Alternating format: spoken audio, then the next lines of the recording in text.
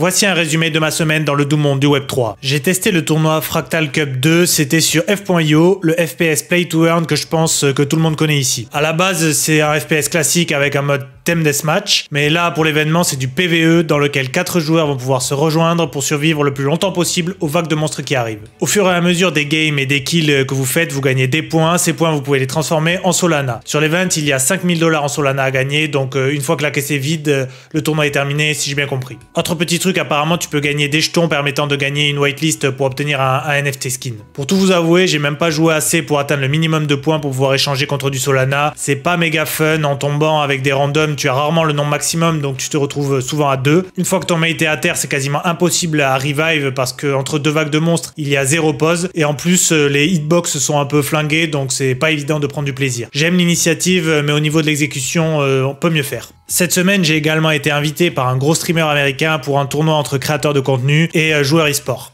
Enfin, on va plutôt dire que je me suis invité. En gros, il a posté les règles du tournoi sur Twitter avec quelques noms de participants. J'ai chouiné un peu en commentaire pour dire qu'il avait oublié des joueurs français. Du coup, il m'a invité, mais il a aussi ajouté qu'il y avait déjà des Français, la guilde MVP, qui aurait donc des joueurs participant à ce tournoi. Je suis sur le Discord, mais j'ai pas trop checké tous les détails, donc je suis invité, mais pas sûr encore que j'y participe vraiment. Si c'est le cas, de toute façon, je vais sûrement me faire arracher parce que je suis très peu entraîné. Pour ceux que ça intéresse, c'est le 27 janvier à 21 h, probablement sur la chaîne de Spike. J'ai cru comprendre que 500 $ de giveaway sont prévus pour les viewers. J'ai également cette semaine reçu mon arme sur Chronos. Chronos Dawn of Time, c'est un nouveau RPG qui sera disponible pour tous bientôt. C'est pour l'instant accessible seulement aux holders et via la plateforme Elixir.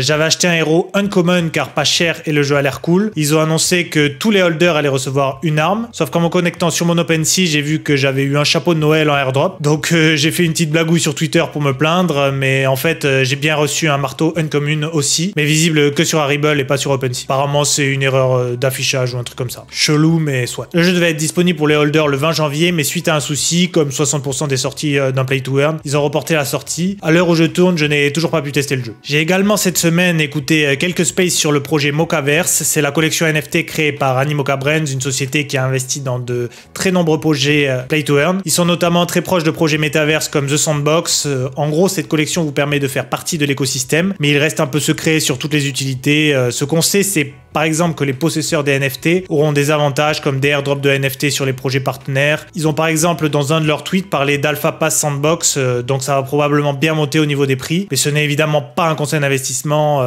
c'est que mon avis. Bref, j'ai lancé cette semaine un concours pour faire gagner une whitelist sur Twitter pour pouvoir mint le projet. J'ai également un membre de la communauté Web3 FR qui m'a pitché son projet pour lequel je serai partenaire, mais pour l'instant vous connaissez, c'est top secret, je vous en parlerai probablement plus tard s'il aboutit. J'ai aussi commencé cette semaine l'event du Nouvel An chinois sur The Sandbox. C'est 130 quêtes à réaliser, sachant que pour l'instant il n'y a que 6 maps, mais qu'il y en aura 6 de plus pour un total de plus de 180 quêtes, donc si vous en loupez quelques-unes, c'est pas bien grave. Il y a un partenariat avec le métro de Hong Kong, le dessin animé McDull, une entreprise de télécommunications, etc. Pour rappel, c'est totalement gratuit, il suffit juste de s'inscrire et de faire les 130 quêtes avant le 28 février, donc il y a large le temps. J'ai fait la moitié en disons 2 heures je dirais. À gagner, il y a 100 000 cents à se partager entre tous les participants. Plus on est de fous, moins on rit du coup.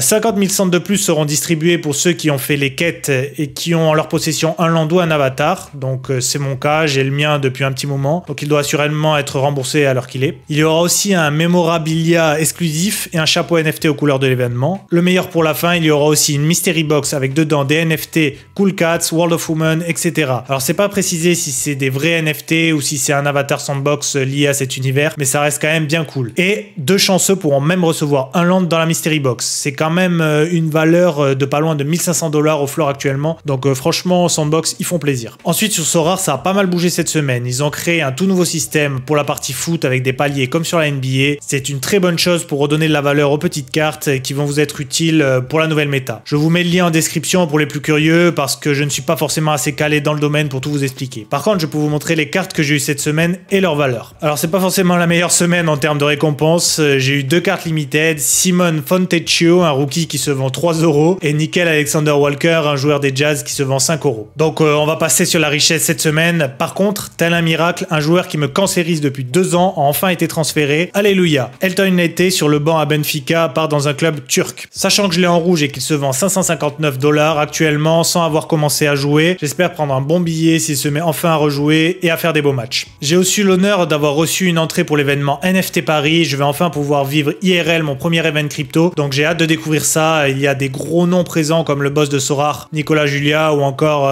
Yatsiu de chez Animoca Brands, mais aussi des membres des teams des plus gros projets NFT comme Yuga Labs, Doodle, etc. Donc j'ai hâte de découvrir ça et d'en apprendre plus sur les NFT. Merci donc à l'équipe de l'événement de m'offrir cette opportunité immense de rentrer dans le système. J'ai aussi cette semaine voulu me débarrasser de mon bon vieux Balman qui m'aura vraiment servi strictement à rien et qui m'aura fait perdre pas mal d'oseille. Je l'ai acheté 0,15 ETH et il en vaut désormais plus que 0,03. Mais bon, j'avais pas assez de TH dans mon wallet et pour chaque transaction sur cette blockchain de mort, tu te fais empaler de frais pour chaque contrat, donc j'ai toujours mon NFT. Et pour finir, cette semaine, j'ai testé The Beacon et franchement, c'est clairement ma cam. Je ne vais pas vous le présenter en détail directement parce que je n'ai pas assez creusé, mais c'est clairement un des objectifs de ma semaine. De ce que j'ai cru comprendre vite fait, c'est qu'en faisant les donjons, vous avez une chance de dropper des NFT, mais c'est seulement des cosmétiques que vous pouvez revendre ou utiliser pour décorer votre maison. J'adore ce style de jeu et ça a l'air plutôt bien géré niveau gameplay du peu que j'ai joué, donc si mon dig se passe sans encombre et sans red flag, je vais sûrement investir dedans. Je vous tiens au courant, et s'il y a des experts du jeu, je suis chaud d'avoir vos retours en commentaire. Voilà pour cette semaine, j'espère que ce concept vous plaît. Si c'est le cas, je vous ferai un compte rendu hebdomadaire de toute ma semaine dans les Play to Earn et le Web3 en général. Je vous dirai également si je fais des moves dans la crypto, etc.